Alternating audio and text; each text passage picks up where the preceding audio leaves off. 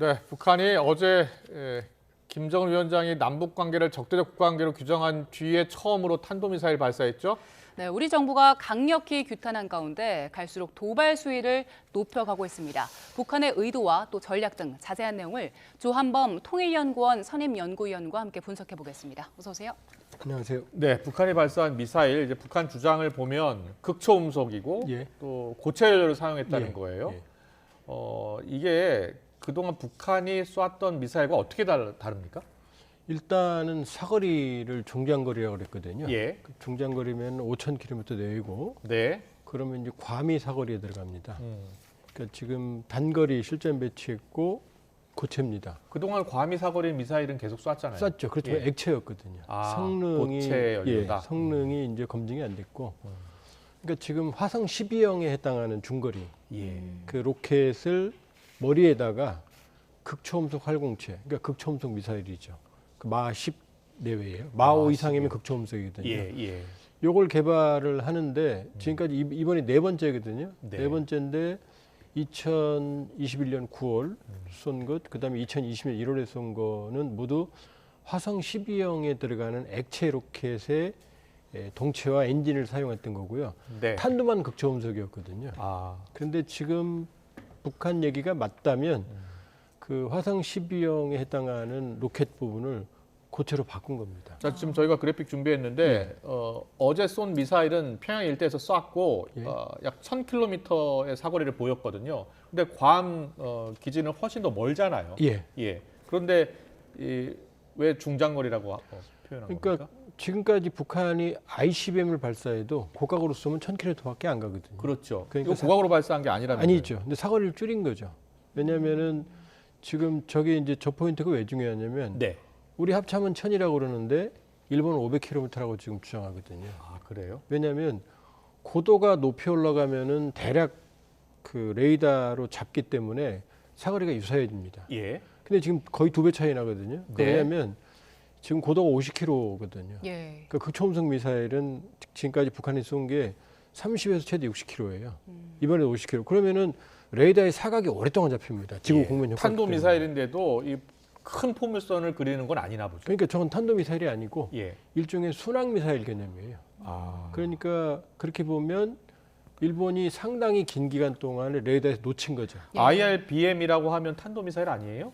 IRBM, 그러니까 그 IRBM은 사거리입니다. 아. 그러니까 1,000km까지를 단거리, 1,000에서 5,500까지를 중거리, 그 이상을 장거리라고 그러거든요. 네. 그러니까 IRBM, ICBM, 그다음에 SRBM 이거는 이제 거리 개념이고요.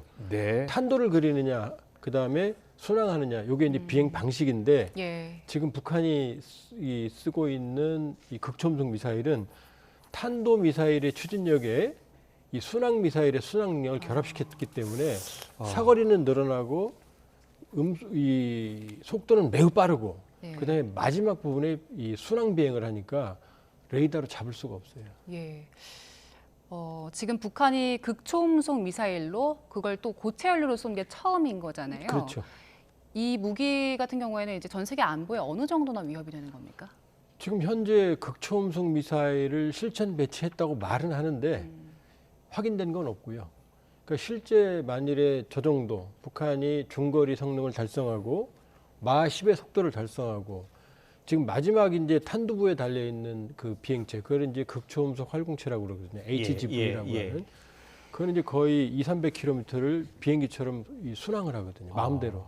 그 능력이 확보된다고 그러면은 지금 기존의 요격망으로는 막을 수가 없습니다. 그렇군요. 북한이 말하는 그 조정 장치를 지금 탄도 부분에 설치했다는 거 아닙니까? 그렇게 될 경우에는 주일 미군 기지라든지 괌에 있는 미군 기지. 괌까지는 지금 알래스카는 한 6,000대니까 예. 화성 12형 정도 추진력 가지고는 안 되고요. 예. 괌까지는 이제 사거리에 넣게 되는 거죠. 그렇다면요. 이게 극초음속이기 때문에 현존하는 미사일 방어 시스템으로는 막지 못한다는 거 아니에요? 그러니까 패트리어트의 가장 진보된 MSE 같은 경우도 한 마 5 정도까지는 커버가 되는데 지금 순간적인 속도 이제 정확한 데이터는 안 나왔어요.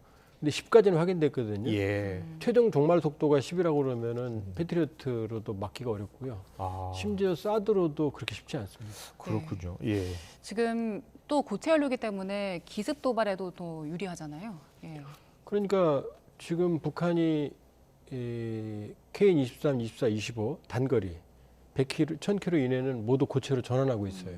그러니까 기존에 스커드나 노동미사일을 고체로 개량하고 있고 실전 배치했다고 그랬으니까 예. 성능이 상당히 검증이 됐고 그다음에 지난해 북한이 화성 18형 ICBM 고체를 3번 쐈거든요. 예. 네. 그리고 3번째 발사 훈련이라고 그랬거든요. 그럼 ICBM도 단거리와 장거리를 고체로 전환할 때는 얘기인데 여기 비는 게 지금 중거리거든요. 예. 아, 그 중거리를 고체로 전환하고 있는 거죠. 그럼 우리 정부 입장에서는요. 우리나라 입장에서 이 극초음속 미사일을 방어할 수 있는 시스템이 없잖아요, 지금. 어떻게 대비해야 됩니까? 일단은 사거리를 물론 불가능한 건 아니지만 예. IRBM이기 때문에 북한 지역에서 남한으로 쏘는 데는 적합하지 않아요. 아, 그때 쏠 때는 이제 KN-24, 24, 25를 쏠 중거리니까. 거예요. 그렇죠. 예. 중거리니까 주일 미군 기지나 아니면은 이제 괌을 쏘게 되는데 네. 현실적으로 요격이 전혀 불가능한 건 아닌데 어렵다는 얘기죠. 예. 어렵다는 얘기죠. 그리고 사실상 사전 탐지하고 여러 가지 종합적인 징후를 찾아내면 어느 정도 이제 그 요격 가능성이 있지만 단거리 극초음속 미사일도 개발할 수 있는 거 아니에요, 그러면? 단거리 극초음속 미사일도 이론적으로는 가능하죠. 예, 예. 그러나 단거리 극초음속 미사일은 아직은 그 아, 실전 그래요? 배치한 사례는 없고요. 그러나 네. 어찌됐건 기존의 요격 체계는 어렵다. 그러나 최대한 복합적인 방공망을 가동할 수밖에 없다. 미국도 예. 긴장해야 될 것 같은데요. 만일 성공적이라면 근데 저게 첫 번째입니다. 예. 그러니까 고체 연료를 사용한 첫 번째고 그리고 최대 4번째밖에 안 쐈고 이 4번 쐈지만 그중에 2번째는 원불형이거든요. 일반형 아. 탄도거든요. 예. 그러니까 아직은 초기 단계다. 그러니까 성공 여부를 알 수는 없지만 예. 실제 실전 배치된다 그러면 한미 모두 상당한 예. 부담이 생기는 거죠. 네. 김정은 위원장이 남북 관계를 적대적 교전국 관계다 이렇게 규정을 한 이후에 첫 번째 도발인 건데 계속해서 도발 수혜를 높이는 이유에 대해서는 어떻게 분석하세요? 지금은 이제 나무를 보기보다는요 숲을 봐야 됩니다. 그러니까 뭐냐면 매번 우리 행동 때문에 도발을 한다기보다는 예. 지금 하노이 미북 정상회담 결렬 이후에 북한이 정한 몇 가지 방침이 있습니다. 예. 경제는 자력갱생. 그 다음에 대외적으로는 신냉전 외교. 그러니까 남북 관계, 북미 관계보다는 이제 러시아, 중국, 권위주의 국가들. 그 다음에 국방력 강화입니다. 아, 핵능력 고도화를 예. 중심으로 국방력 강화. 그 다음에 이번에 이제 대한민국과의 관계를 교정국가로 전해줘. 이 4가지입니다. 그러니까 지금 이번에 쏜 거는 무슨 어떤 특별히 자극이나 위기 조성이 아니고 자기들 마외에 정해진 스케줄을 소화하는 거예요. 그러니까 이 중거리 미사일을 고체로 전환하기 위한. 그러니까 이미 지난해 11월 북한이 이미 2차례 이 지상 이번에 사령된 것으로 추정이 되는 예. 고체 연료를 지상 시험을 했거든요. 아. 그러니까 예정된 거죠. 예. 예정된 거고 이미 신원식 장관도 이미 쏠 것 같다고 예고를 했죠. 예. 네. 그런데 북한이 지난 5일이었죠. 사흘 연속 서해상에서 도발을 했잖아요. 포사격 계속 했었잖아요. 예. 그 북한의 서해안 포사격은 어떤 의도가 담겼다고 보세요? 그건 이제 이 교전국가로 전환했으니까 예. 이제 군사적 긴장이 높아지는 거죠. 높아지는 거고 지금 북한의 입장에서는 이 군사적 긴장이 높아지는 원인을 우리 쪽에 전가하려고 그러거든요. 예. 그러니까 직접적인 도발은 안 합니다. 우리 NLL 넘어오거나 우리군을 직접 사격을 하거나 그런 건 아니지만 예. 예. 군사적 긴장을 최고도로 올리고 우리 내부의 군사적인 피로감, 안보적 피로감을 극대화시킨 다음에 이 원인이 윤석열 정부 때문이다. 아. 문재인 정부 때는 그나마 안보가 지켜졌는데 예. 지금은 윤석열 정부가 원인을 제공해서 너네들이 당신들이 피곤한 거다 이런 환경을 조성하려고 하는 겁니다. 그렇군요. 예. 네. 외신에서는 일단 북한이 도발 수위를 올려서 한국 그리고 미국 올해 선거 있잖아요. 거기에 영향을 미칠 것이다. 그리고 추가 도발 가능성이 있다 이렇게 분석을 했는데 어떻게 전망하세요? 물론 이제 북한의 큰 그랜드 디자인이지만 아무래도 한국과 미국에서 본인들에게 유리한 정치 지형이 만들어지는 게 좋죠. 예. 근데 이제 한국과 미국하고 좀 전략이 다를 거예요. 왜냐하면 미국은 보수 여론이 결집을 하면 트럼프 대통령이 당선 가능성이 높거든요. 아. 그러니까 미국은 보수 여론을 결집시키는 자극을 할 거고, 근데 우리 쪽에는 보수 여론이 결집하면 여당이 유리하거든요. 예. 그러니까 보수 여론을 결집시키지는 않지만, 그러니까 미국은 보수 여론 결집, 우리는 여론 분열. 그러니까 안보적 피로감을 극대화시키되 명시적인 도발은 안 하는 거죠. 아. 그럼 우리 안보 이 보수 여론이 결집을 하게 되니까 그러니까 예, 예. 양쪽 다른 형태의 군사적 긴장을 고조시켜도 다른 형태의 전략을 쓸 가능성이 높아요. 네.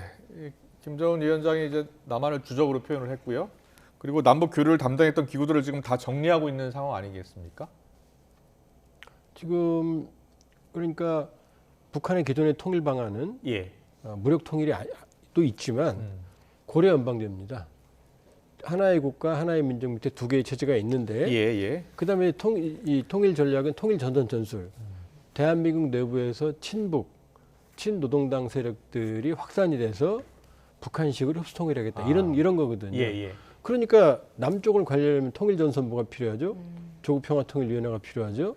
그다음에 여러 가지 그 선전선동 기구, 여명이라든지 네, 메아리라든지 네. 필요하죠. 그다음에 남쪽에 있는 그 고정 간첩들에게 난수표 형성도 해야 되죠.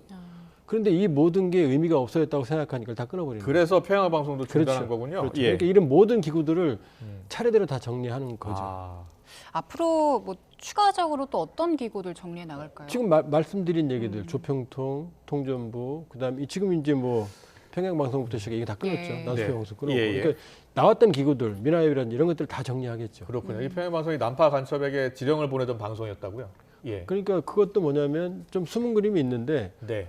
그동안 남쪽의 친북 세력과 북한의 일종의 이제 공작원들의 여러 가지 투자를 받는데 예. 재미를 못 봤다는 얘기예요. 그러니까 끊어버리겠다는 얘기입니다. 그렇군요. 그런데 미국의 일부 전문가가 이 김정은 위원장이 전쟁을 결심한 것으로 보인다 이런 이야기를 하더라고요. 어떤 내용이었습니까, 먼저? 일단은 이제 그 미국의 해커 박사, 예. 핵 박사부터 시작해서 로버트 이 칼린하고 칼린하고 한반도 예. 전문가 둘이 이제 그런 얘기를 한 거죠. 이제 선대처럼 김일성 시기로 돌아가 전쟁을 할 것처럼. 근데 좀 무책임한 말인 것 같아요. 이 상황에서. 왜냐하면 예. 원래 북한은 항상 전쟁할 생각이 있거든요. 네. 갑자기 새로운 상황은 아니고. 예. 근데 사실은 전쟁을 한다는 얘기는 뭐냐면 아까도 말씀드렸지만 북한이 고려연방제와 통일전선 전술은 북한식 평화통일이에요. 네. 자기들이 주도하는. 예. 그러니까 자기들이 갑이 되는 통일인데 이게 불가능해졌거든요. 그러니까 이 시기에는 남한 대한민국은 통일의 대상이고 흡수통일 대상이고 예. 이걸 막는 게 미국이거든요. 그러니까 주적이 미국이었거든요. 그러니까 외세 배격, 주한미군 철수. 근데 트럼프 대통령하고 해보니까 미국하고는 협상이 될 것 같은데 오히려 우리가 안 되거든요. 예. 왜? 우리가 북한 국력의 50에서 100배고 지금 뭐 북한이 흡수통일한다고 그래서 그 동의할 사람 있나요?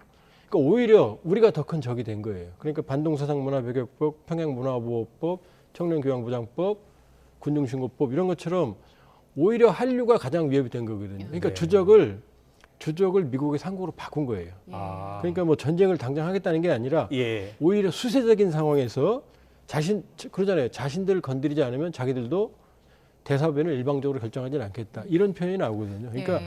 갑자기 뭐 전쟁을 하겠다 이런 건 아니고 오히려 체제 경쟁에서 실패한 김정은 체제의 일종의 패배선언, 자기 방어적인 패배선언이 이번에 두 개의 교전 국가로 전환한 거다. 왜냐? 그렇군요. 분단 체제에 예. 유일하게 평화 통일을 안 하겠다고 말한 지도자가 김정은이 처음이거든요. 예. 엄밀히 보면 반민족적 발언을 한 거예요. 아. 그러니까 그건 공세적인 게 아니라 사실은 수세적인 겁니다. 자기들이 네. 주도하는 통일이 안 될 것 같다는 판단하에 이제 무력 점령을 하겠다.